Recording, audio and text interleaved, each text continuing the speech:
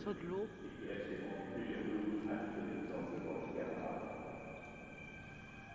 Waouh, waouh, waouh, la hauteur.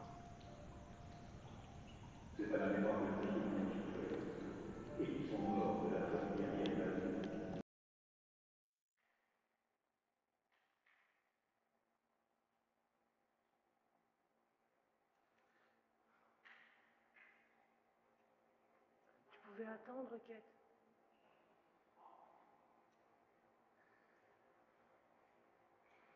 C'est pas grave, on va voir ça après.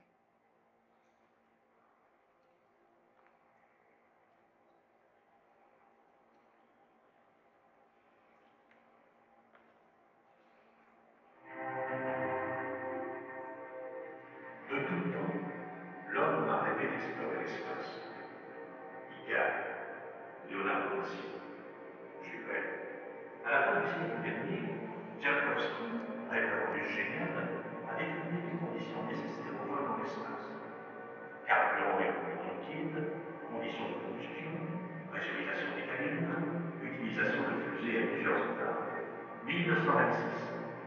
Le professeur américain Goddard réalise la première ascension d'une fusée à carburant liquide.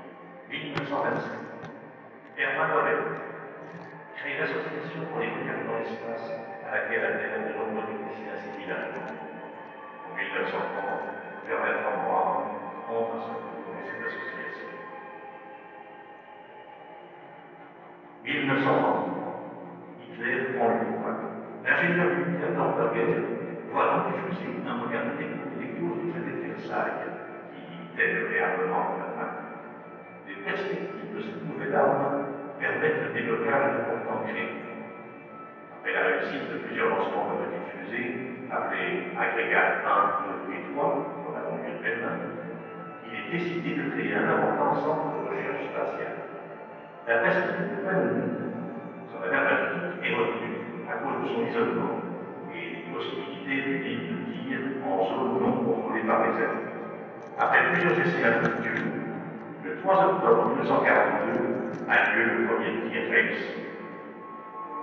Dornberger déclare une fusée créée pour la première fois de l'humanité. 2 points de la Terre par un arc qui passe par la stratosphère. L'espace intersidéral, inviolé depuis toujours, venait d'être traversé par la manche produite par l'homme. Le programme des fusées reprit alors de la crédibilité qui commençait à lui faire défaut auprès des autorités militaires. Hitler décide de faire de la fusée A4 une formidable arme de guerre, le V2. En décembre 1942, l'ordre est donné de construire dans le nord de la France un bunker où il serait possible de fabriquer de l'oxygène liquide, d'assembler et de lancer le V2 à l'attaque de l'Angleterre. Le site de la forêt des Bermecs est alors retenu. Début 1943, apparaît un simple déplacement avec des débris. Grâce au service de la Royal France d'interprétation stratégique des photos aériennes, les Alliés suivent jour par jour l'évolution du chantier de la Lune. Au même moment, les Allemands photographiaient du sol l'évolution du chantier. Les transports sur le chantier se faisaient par de petites bêtes masculantes, traînées par des locomotives à vapeur. Le ciment, malaxé dans d'énormes bétonneuses, était refoulé par des canalisations dans des coffrages. Le travail des ouvriers consistait à construire les coffrages en bois et à compléter leur remplissage avec des machines, sorte de civières portées par deux hommes. Les excavations étaient réalisées par des pelles mécaniques et terminées manuellement. Ce chantier nécessitait une main-d'œuvre considérable. Dans un premier temps, l'organisation top, responsable du chantier, recruta localement, et en particulier des jeunes astreints au STO, le service du travail obligatoire. Après les premiers bombardements, les volontaires des emplois, les organisateurs qui appellent à la misérie politique étaient débordés. Ces hommes étaient partis au camp de Marienthal, situé à 3 km de Bunker. Ils étaient surveillés par une centaine de gardiens, la plupart d'origine hollandaise, et quelques policiers français. Sans être le régime des camps de l'armée allemande, la discipline y était très stricte et les conditions sanitaires déplorables. Malgré cette surveillance implacable, les détenus n'hésitaient pas à saboter les meneuses en y jetant des pièces métalliques qui enrayaient les ponts.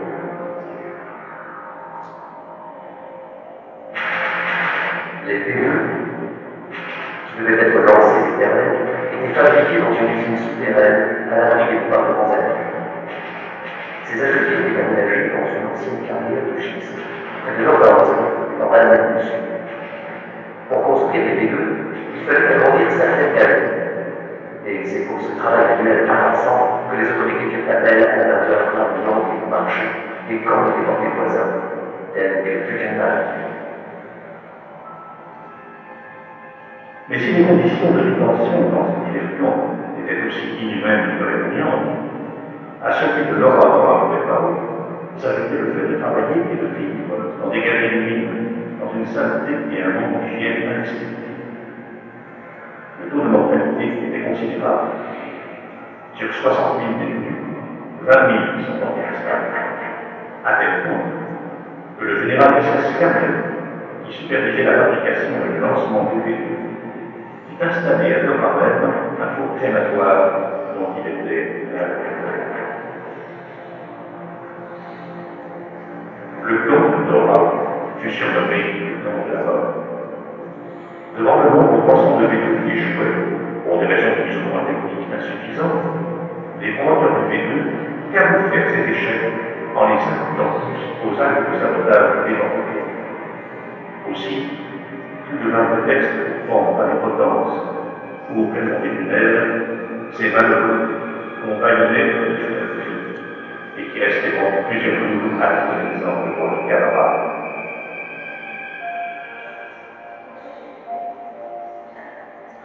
C'est à la mémoire de tous ceux qui ont souffert et qui sont morts de la folie guerrière nazie que les rescapés et les populations locales ont érigé en chacun de ces lieux un mémorial. N'oublions jamais leur exemple.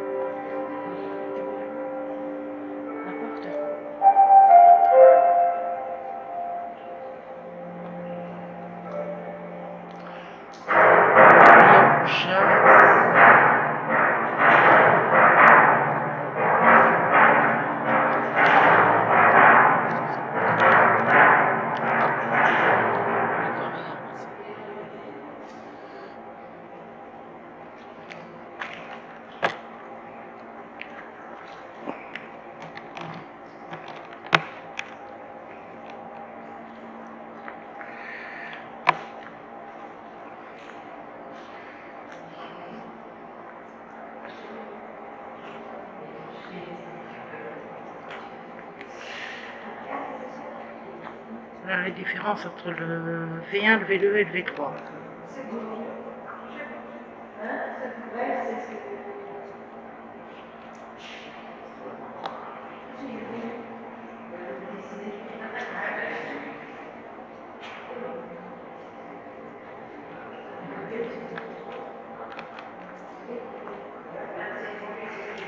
Ma fille a trouvé une porte.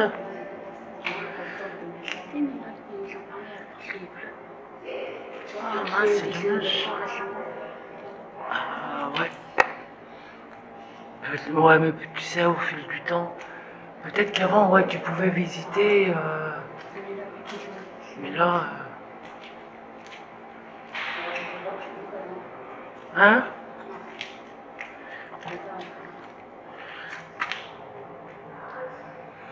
C'est dommage.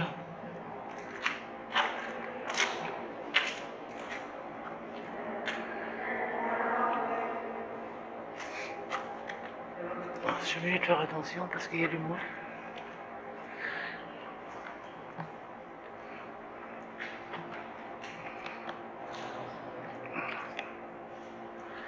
Par contre, Champ-Climat, j'avais pourri, j'aurais dû régler le caméscope avant. T'es où? Champ-Climat, j'avais pourri, j'aurais dû régler le caméscope avant. Champ-Climat, j'avais pourri, j'aurais dû régler le caméscope avant.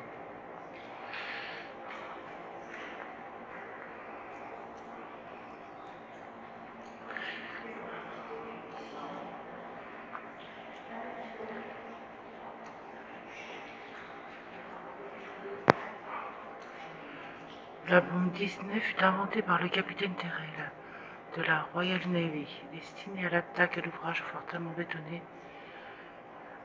Elle était larguée à 6000 mètres, puis à 1500 mètres. Ah,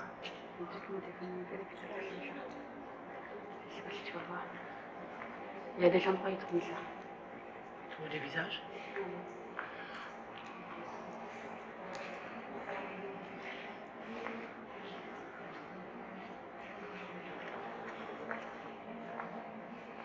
C'est...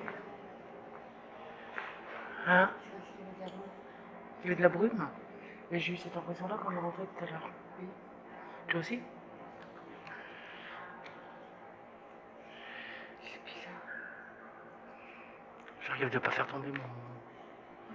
mon caméscope, alors là, j'ai plus qu'à... Je braie.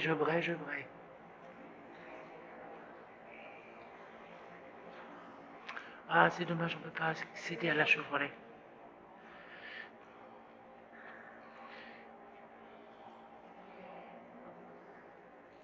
Ah, purée, c'est dommage. Et si ce genre de vidéo, d'histoire de guerre vous intéresse, vous me le dites. J'aurais un autre projet à faire.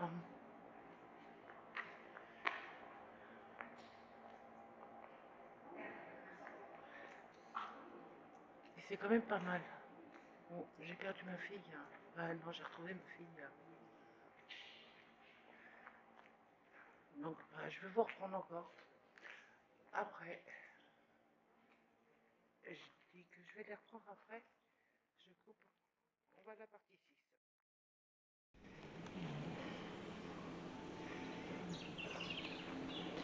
Mon caméscope, il est trempé, il a pris la flûte. Le 2 en noir et jaune et le V1 sur la rampe.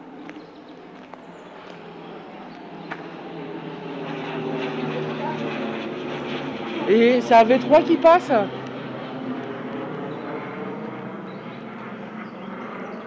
C'était le V3 qui passait. Mais non. C'est étonnant qu'ils aient le droit de survoler, vu que les drones, ils sont interdits. Non?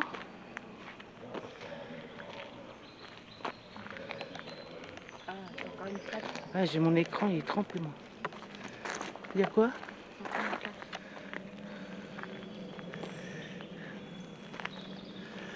Je vais essayer de me mettre là pour... Ah, encore une guérite. Ah. Souvenir des jeunes déportés allemands d'origine juive, prisonniers ici. On était 1944. Ouais, oh,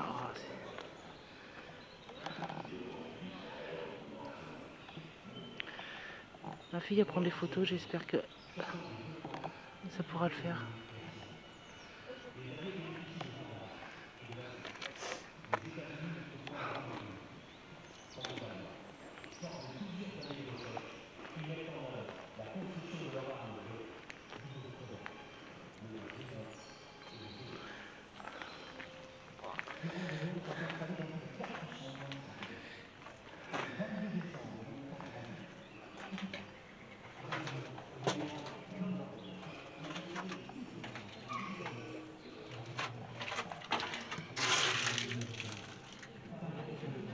Regardez par là.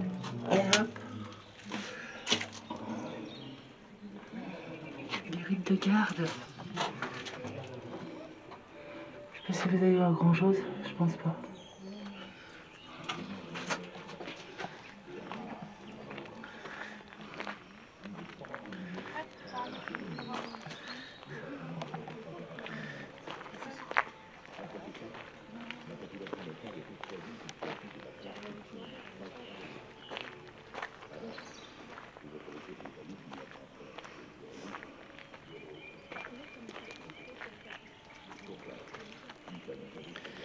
Là, la rampe de lancement du V1. C'est immense.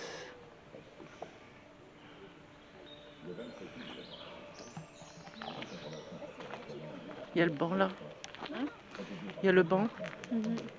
Vas-y.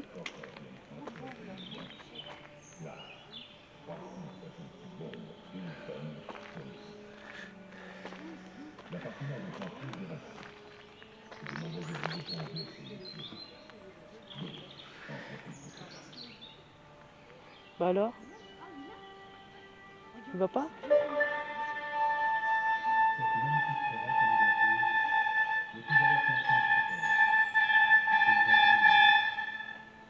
La construction du bunker d'Eperlek fut un épisode marquant de la lutte entre l'obus et la cuirasse. En l'occurrence, entre la bombe Talboy de 6 tonnes et le béton armé à haute résistance. Derrière vous, un cratère de 30 mètres de diamètre laissé par une bombe Talboy. Dis, je suis très grosse. Il reste impressionnant. Bien qu'en apparence, le bunker ait tenu le choc, en réalité, c'est la bombe Talboy qui remporta la victoire. Au cours du bombardement du 17 juin 1944, l'une d'entre elles tomba directement sur la face nord du bâtiment, mais ne fit pratiquement aucun dégât. En effet, la méthode de construction par niveaux successifs rendait l'édifice inébranlable.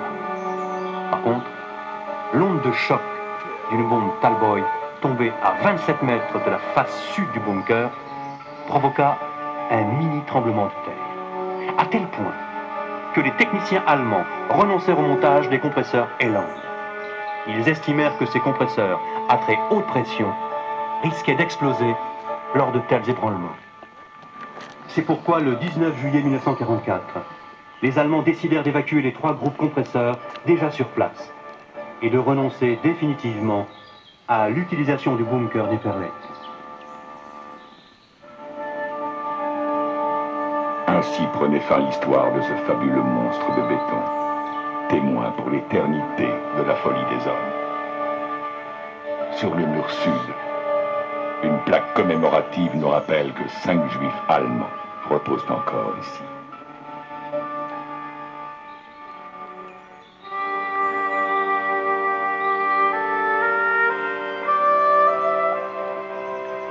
Maintenant, en ce lieu flotte le drapeau du Conseil de l'Europe et à ses côtés, des drapeaux de toute nationalité. Ils rendent hommage à tous ceux qui ont souffert et perdirent la vie ici. Formulons le vœu qu'après tant de déchirements, les peuples européens s'entendent et s'unissent. Le V2 restera dans l'histoire comme l'ancêtre de nos fusées modernes. Premier pas vers la conquête spatiale. Tranquility Base here. The Eagle has landed. Roger, Tranquility, we copy you on the ground. You got a bunch of guys about to turn blue. We're breathing again. Thanks a lot. L'arme de guerre devenue espoir, tournée vers l'avenir. Quel merveilleux symbole. Goethe a écrit « Si les générations passées cachent leurs erreurs à leurs successeurs, ils condamnent ces jeunes à revivre les mêmes erreurs que leurs aînés. »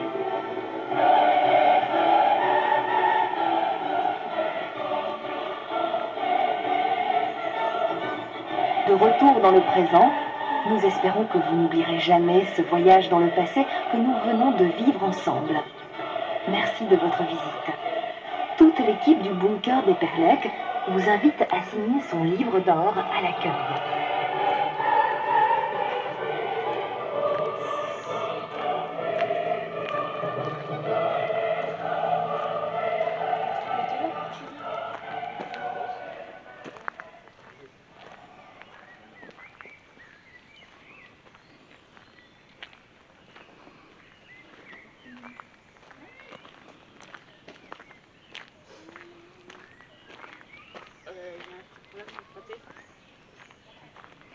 Quoi? Quoi? Tu l'as entendu, le chant des partisans? Oui. Quand? Non, je l'ai pas entendu. Non plus. Donc il est où? Je ne sais pas.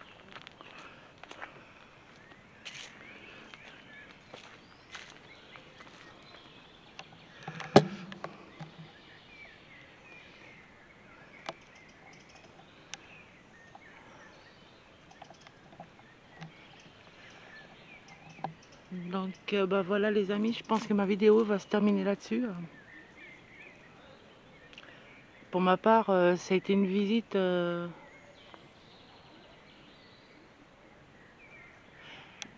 C'était particulier. Pour ma reprise, c'était assez particulier, avec beaucoup d'émotions. Ouais, beaucoup d'émotions.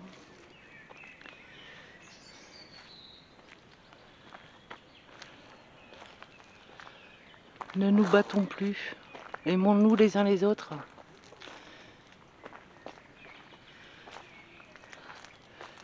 Donc, comme je vous disais tout à l'heure, si jamais ça vous plaît, j'ai d'autres projets là, sur les monuments de guerre. J'aime beaucoup, moi, ça me replonge, j'aime beaucoup. Donc, si ça vous plaît, bah, faites-le moi savoir.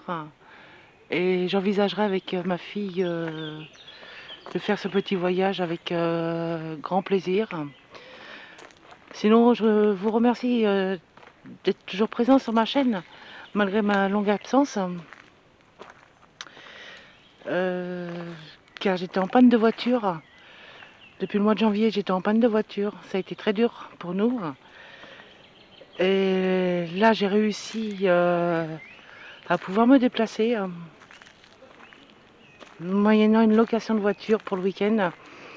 Mais franchement, je regrette pas, mais il fallait que vraiment qu'on sorte parce qu'il fait beau, il fait chaud, il fait bon. Donc, je vous présente ça. Je vais essayer. J'espère que le montage que je vais faire vous plaira. Et puis, je vous dis à très bientôt, les amis. Et encore merci de me suivre. Ça me fait chaud au cœur. Ciao, ciao.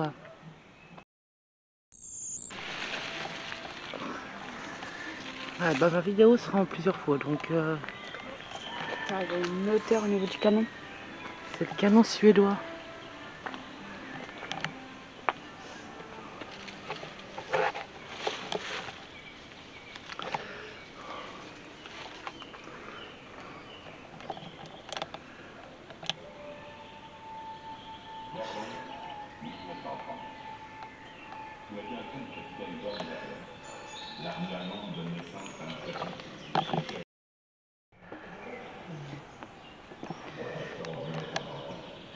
On va essayer de faire une petite vue d'ensemble, panoramique.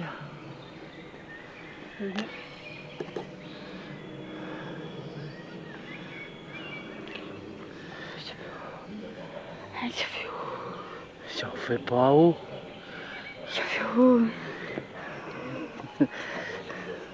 L'amour du risque. Il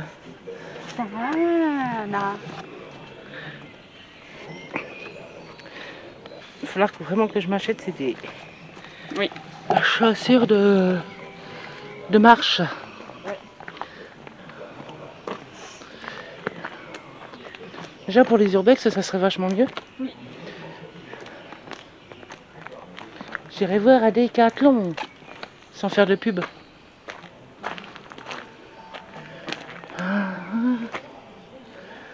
C'était une paroi interne. D'accord.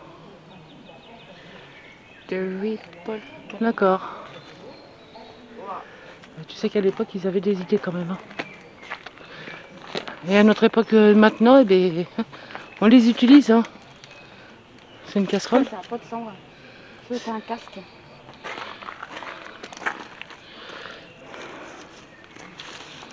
Ça ne ferait pas partie d'une énigme. Soit c'est juste un truc comme tel. Ça, c'est un casque. C'est un casque saquette. Je sais pas. Ou alors c'était pour... non, ça devait être... pour éclairer. Non? Je sais pas. Je dis ça, mais je dis rien, quoi. C'est dommage qu'on peut pas s'approcher des véhicules, là. Hein? Bah déjà, t'as déjà monté sur les trucs. Ils l'ont planté là. L'arbre de la paix. Il est là. C'est inventé en 2001. Il y a une énigme, normalement. C'est un R très gros, ça. Pour ça, il est là. Ouais. C'est celui-là. Pour ça, c'est bien de venir avec les enfants. T'as des... Là, le hêtre rouge, tu m'as dit? Le Hêtre. Tout à l'heure, il parlait Hêtre, Adam. Hêtre, Sarme. Nu. À poil. À poil, ouais, à poil ou nu, c'est pareil. Eh ben ça fait partie de l'énigme. Il y a une source qui coule là.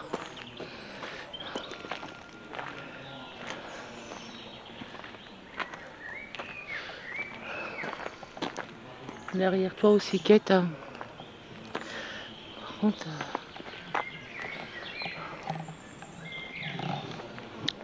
c'est juste...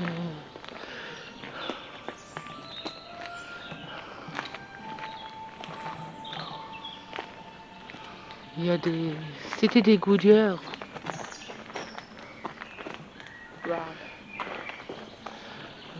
Voir de la France, véhicule lourd de dépannage.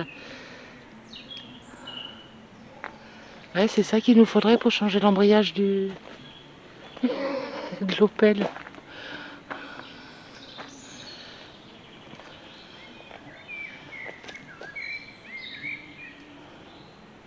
Elle est restée en service dans le civil. Hein.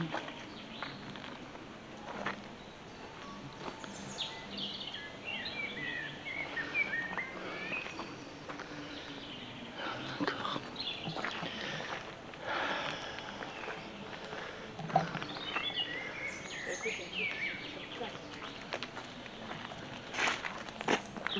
On l'a entendu de là-bas, le truc.